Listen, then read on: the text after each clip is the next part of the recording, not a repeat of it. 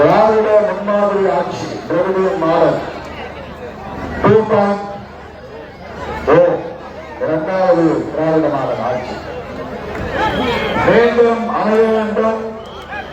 அதன் தலைவர்கள் மீண்டும் முதலமைச்சர் இருக்கையில் அமர வேண்டும்.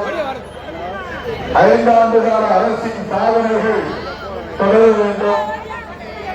அதற்கு அவருடைய தலைமையிலான மதசார்பற்ற முற்போக்கு கூட்டணிக்கு ஆதரவளிக்க வேண்டும் என்று கேட்டு தமிழ்நாடு முழுவதும் நாம் பிரச்சாரம் செய்து வருகிறேன். அந்த வகையில் ஆதி சேகர் போட்டியிடக்கூடிய பெரம்பூர் தொகுதிக்கு உங்களை தேடி வந்திருக்கிறேன், நாடி வந்திருக்கிறேன். அவரை பெருவாரியான வாக்குகளின் வித்தியாசத்தில் வெற்றியேறச் செய்வீர்கள் என்று நான் பெரிதும் நம்புகிறேன்.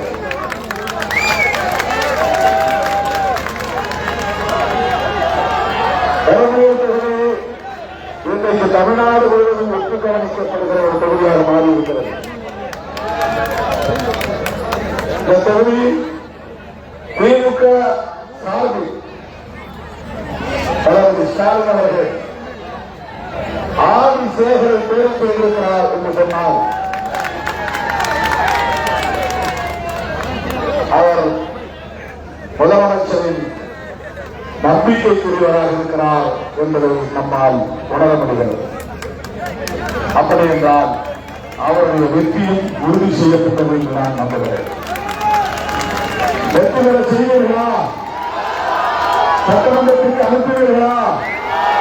உதயசூரியன் சின்னத்திற்கு வாக்களிப்பீர்களா? எதிர்த்து போட்டியிடக்கூடிய அனைவரும் டெபாசிட் இழக்க வேண்டும். செய்வீர்களா? அதிமுகவில் யார் இருக்கிறாங்க தெரியல.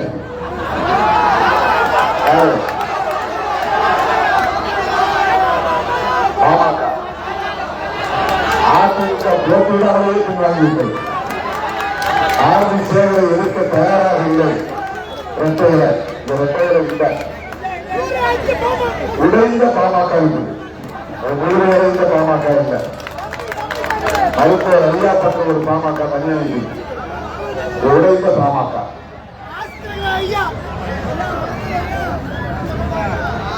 கட்சி புதிதாக தொடங்கி இருக்கிற நண்பர் விஜய்,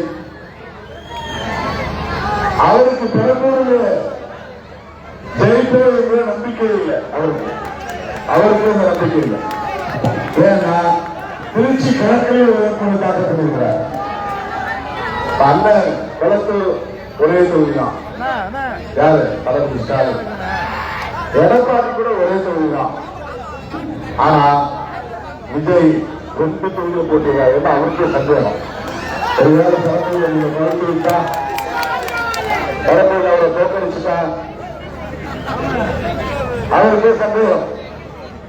அதனால திருச்சி கிழக்கில் போட்டிருக்காங்க. அவருடைய அரசியல் ஒரே ஒரு அரசியல் தான். கட்சி தொடங்கினா நாம நம்முடைய கொள்கை என்ன அப்படின்னு நம்ம விலக்கி சொல்லுவோம். அவருடைய கொள்கை திமுக எதிர்ப்பு, திமுக வெறுப்பு. அவருடைய கோட்பாடு திமுக வெறுப்பு, ஸ்டாலின் எதிர்ப்பு. அவருடைய அரசியல் திமுகவை தோற்கடிக்க வேண்டும். அவருடைய நோக்கம் திமுகவை ஆட்சி இடத்திலிருந்து அப்புறப்படுத்த வேண்டும். அவர் கட்சி தொடங்கியிருப்பது திமுகவை தோற்கடிக்க வேண்டும் என்பதுதான். வேற எந்த நோக்கமும் அவருக்கு இருக்கிறதா இந்த 3 வருஷமா அவர் பேசி நம்ம பார்க்கல. எப்போ பேசினாலும், எந்த கூட்டத்தில் பேசினாலும், என்ன நடந்தாலும் எல்லாத்துக்கும் காரணம் தளபதி ஸ்டாலின் தான். எல்லாத்துக்கும் காரணம் திமுக தான். எல்லாத்துக்கும் காரணம் திமுக அரசு தான். கரூர் நடவடிக்கைக்கும் திமுக தான் காரணம். அவரை சுற்றி கூடுற கூட்டத்துக்கும் திமுக காரணம் சொன்னா பரவாயில்ல. அவரை பார்க்கிற ரசிகர்கள்லாம் அனுப்புறதே ஸ்டாலின் அங்கிள் தான் அனுப்பினாரு அப்படின்னு சொன்னார்னா கரெக்ட். ஆக அவருக்கு இருக்கிற ஒரே அரசியல் திமுக வெறுப்பு, திமுக வெறுப்பு, திமுக வெறுப்பு, திமுக வெறுப்பு. என்னைக்காவது நான் இந்த காரணத்துக்காக கட்சி தொடங்கியிருக்கிறேன், பெரியார் கொள்கைகளை நான் பரப்புவேன், நான் திராவிட அரசியலை ஏற்றுக்கொள்கிறேன் என்று சொல்லுகிற அவர் திராவிட அரசியல் என்றால் என்ன சொல்லியிருக்கிறாரா? திராவிடத்தை எதிர்க்கிறவங்களை அவர் எதிர்த்திருக்கிறாரா? திராவிட கட்சிகளை ஒழிப்பேன் என்று சொல்லுகிற பாஜகவை எதிர்த்து பேசியிருக்கிறாரா? மோடியை எதிர்த்து பேசியிருக்கிறாரா? அமித்ஷாவை எதிர்த்து பேசியிருக்கிறாரா? ஜனநாயகின் பணத்தை திரையிட விடாமல் தடுத்திருப்பது பாஜக தான், மோடி தான் என்று சொல்லுகிற துணிச்சல் அவருக்கு இருக்கிறார். அப்ப யாரும் இருக்கிற கட்சி அவர் சொல்றாரு, திமுக அரசியல் எதிரி, பாஜக கொள்கை எதிரி. அப்ப அரசியல் எதிரினா என்ன, கொள்கை எதிரினா என்ன? ரெண்டுக்கு என்ன வேறுபாடு? அந்த வேறுபாடு என்ன என்பதை கூட இதை சொல்லித் தருகிறவன் சொல்லித் தரவில்லை. அரசியல்னால கொள்கை இருந்தாலும் அரசியல், கொள்கை இருந்தாலும் அரசியல் இருந்தாலும் ஒன்றுதானே. சரி, வேறு வேற இருக்கும். பாஜக கொள்கை எதிரி என்றால் அந்த பாஜகவை எதற்காவது அவர் பேசி அம்பலப்படுத்தியிருக்கிறாரா? விமர்சனம் செய்திருக்கிறாரா? கண்டித்திருக்கிறாரா? இப்ப டீலிமிட்டேஷன் பில் வந்துச்சு, தளபதி ஸ்டாலின் கொந்தளித்து எழுந்தார், மோடிக்கு எச்சரிக்கை விடுத்தார். நீங்க மட்டும் இந்த பில்லை பாஸ் பண்ணுங்க, பாருங்க 1950களில் 1960களில் இருந்த திமுக நீங்க பார்க்க வேண்டும் அப்படின்னு எச்சரிக்கை விடுத்தார். ஏன் அந்த விஜய் அதை பற்றி கருத்தை சொல்லவில்லை? மகளிர் இடஒதுக்கீட்டை பற்றி ஏன் கருத்து சொல்லவில்லை?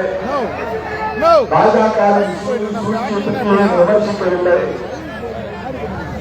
தெரியும், ஆனா பயம்.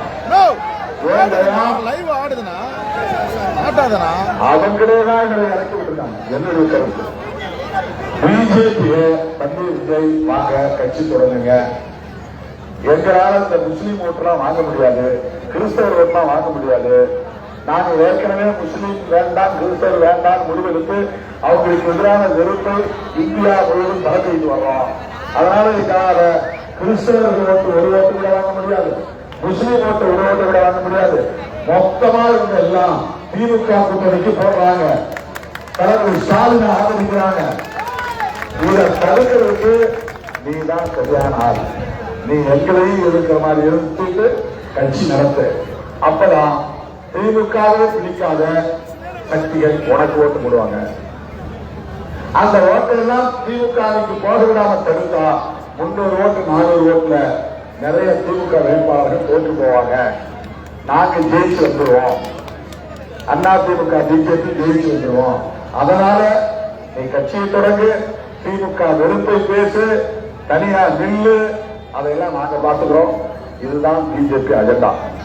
இதை இல்லைன்னு மறுக்க முடியுமா? இது வெறும் யூகன்னு சொல்ல முடியுமா? அப்படின்னா நான் கேட்கிற கேள்வி பதில் சொல்ல. திமுகவை ஆட்சி பீடத்திலிருந்து அப்புறப்படுத்திவிட்டு யாரை முதலமைச்சர் நாற்காலில் உட்கார வைக்கப் போகிறீர்கள்? யார்? நீங்களா? எடப்பாடியா? உங்களால் ஜெயிக்க முடியாது என்ற சந்தேகம் என்றுதானே திருச்சி கிழக்கில் போட்டுருக்க. நீங்களே பெரம்பூரில் ஜெயிக்க முடியாது என்ற சந்தேகம் இருக்கும்போது நீங்கள் முதலமைச்சராக வாய்ப்பு இருக்கிறதா?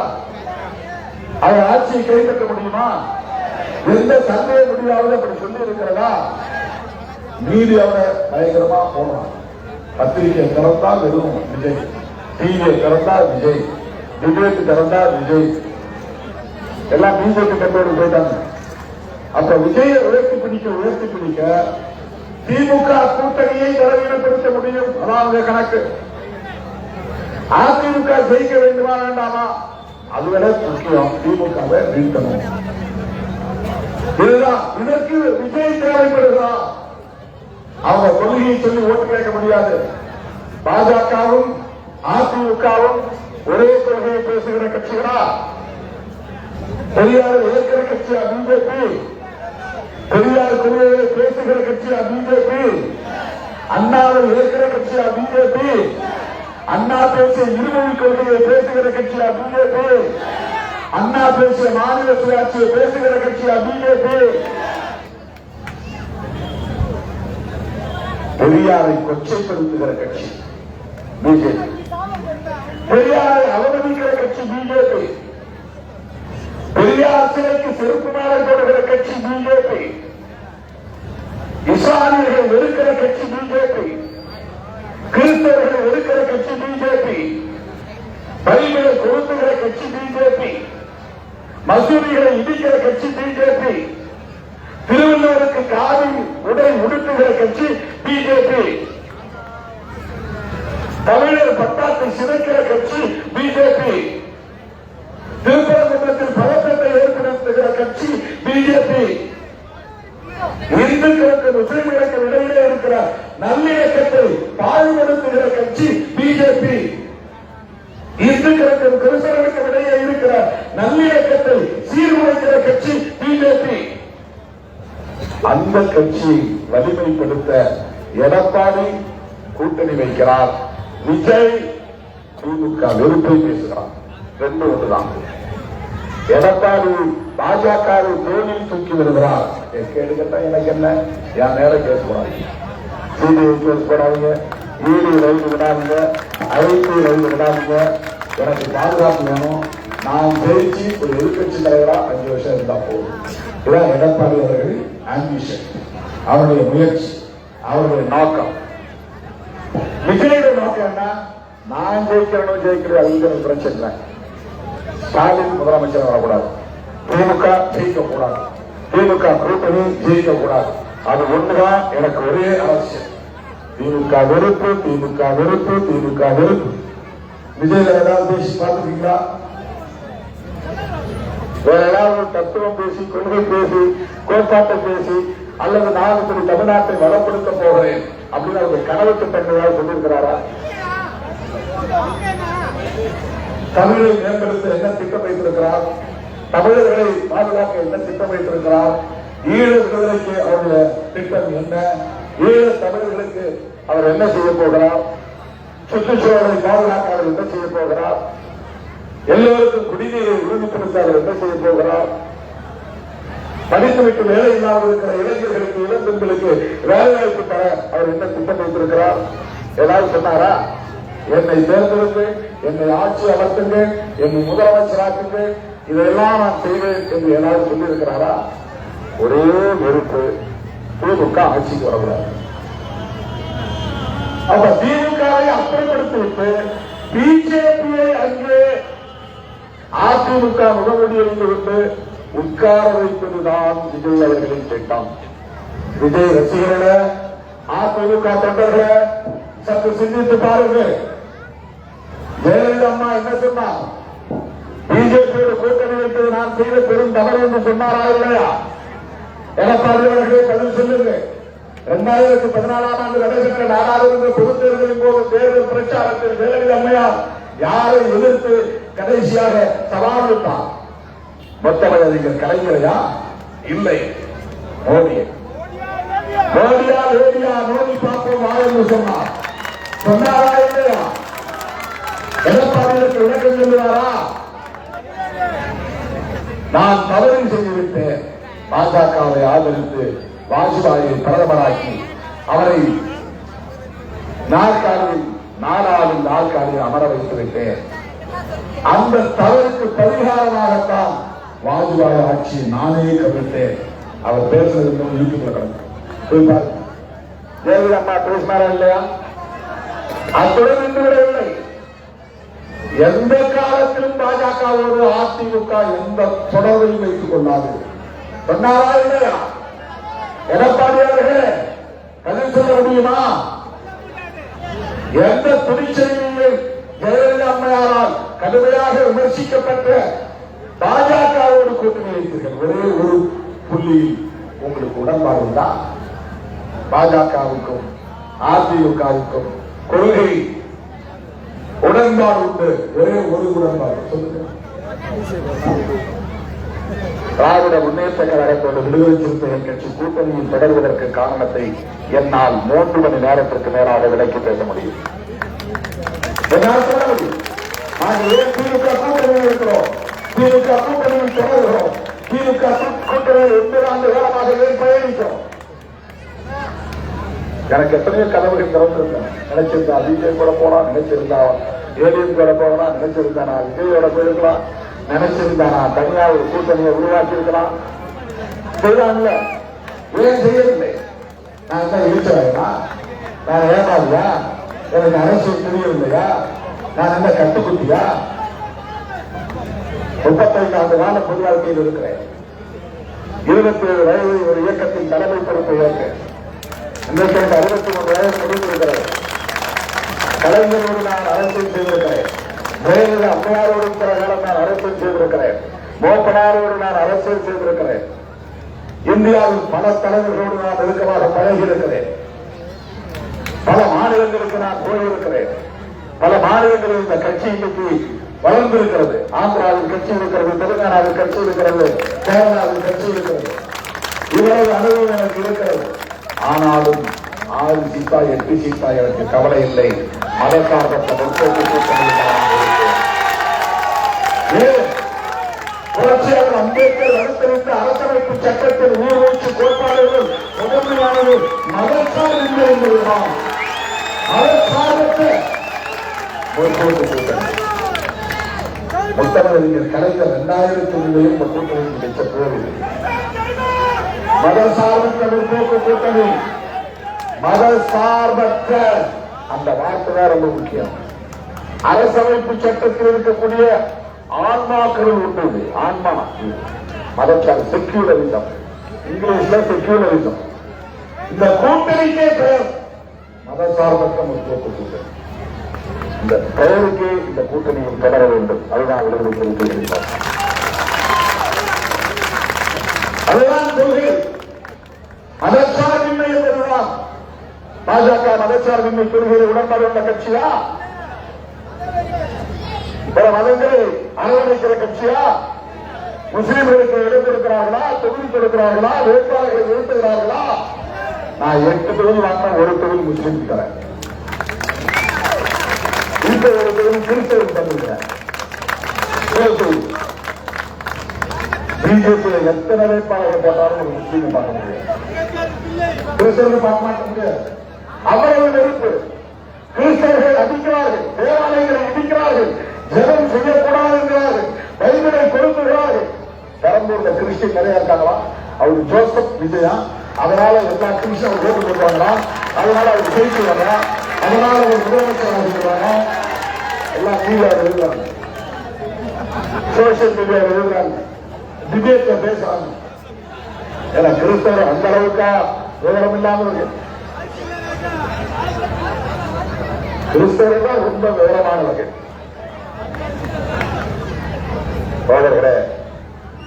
விஜய் மறைமுகமாக பிஜேபிக்கு வேலை செய்கிறார்.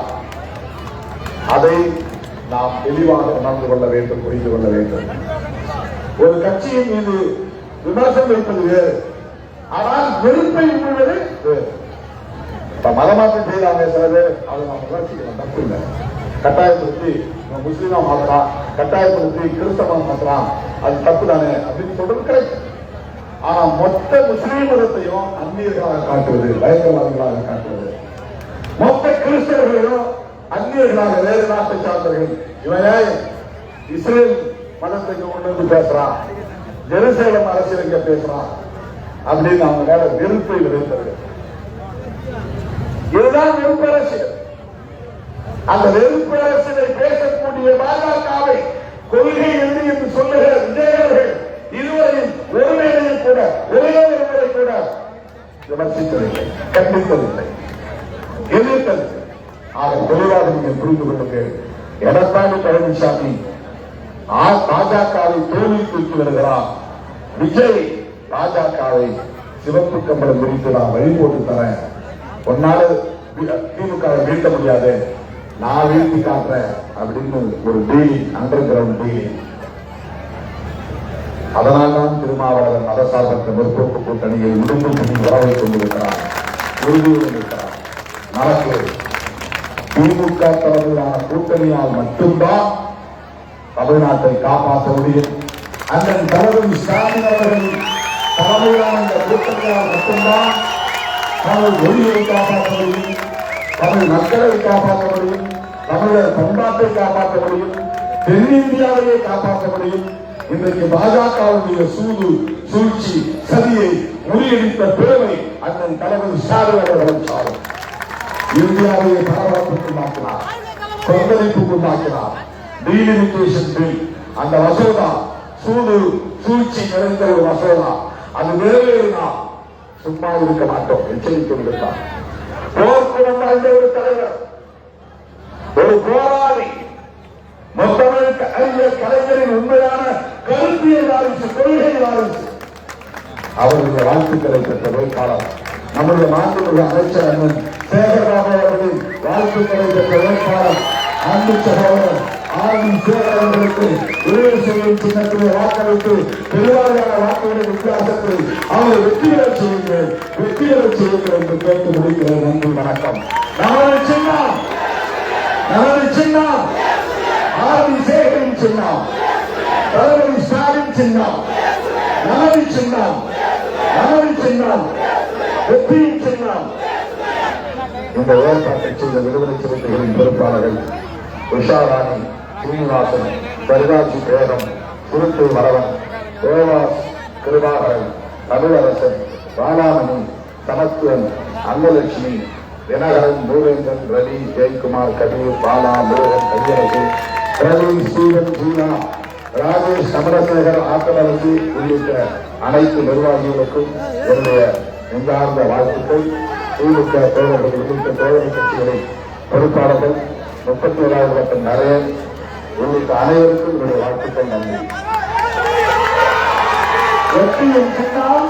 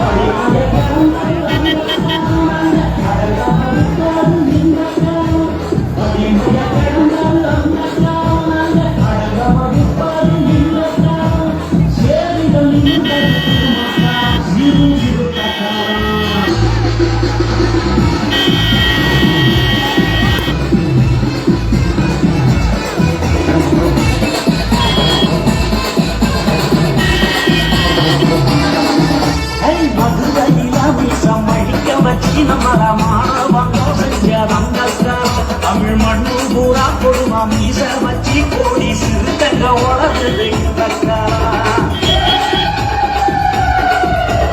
மதுரையில மீசம் அழிக்க வச்சி நம்மள செஞ்ச அந்த காலம் தமிழ் மண்ணு பூரா கொடுமா மீச வச்சி கோடி சிறுத்த